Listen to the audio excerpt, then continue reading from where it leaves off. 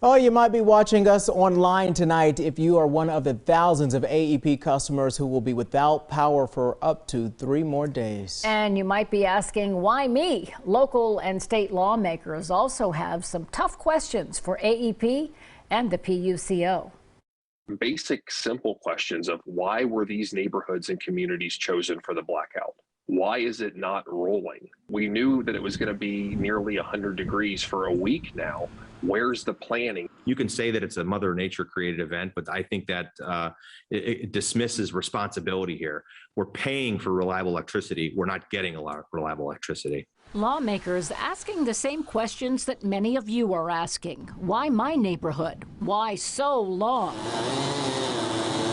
AEP says falling trees and power lines disrupted its delivery grid, but it was forced to deliberately put tens of thousands of customers out of service because of stress on the multi-state transmission grid, requiring a shutdown of aging parts of the system that were already in danger of failure. From an emergency standpoint, we're doing this to protect the integrity of the entire grid.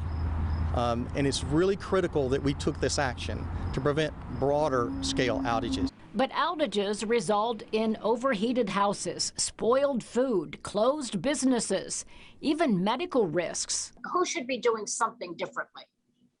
Well, first and foremost, I think the PUCO needs to step up and investigate whether AEP is actually using their grid modernization fees that they're collecting from ratepayers in their footprint on actually modernizing the grid. In a statement, the PUCO said Ohio is part of a 13-state regional transmission system known as PJM that has the job of stabilizing the electric grid like an air traffic controller. But the Columbus City attorney argues AEP should know which neighborhoods are at risk. If any particular neighborhood needs to be without electricity for 6 to 12 hours, give notice so that people can prepare. I think everyone's willing to share the burden.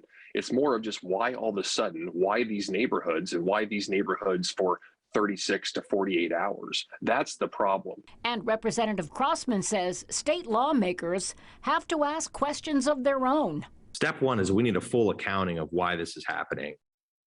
Representative Crossman says he believes part of the problem is the great number of lawmakers in Ohio who accept political contributions from public utility companies, something he blames for the First Energy House Bill 6 scandal.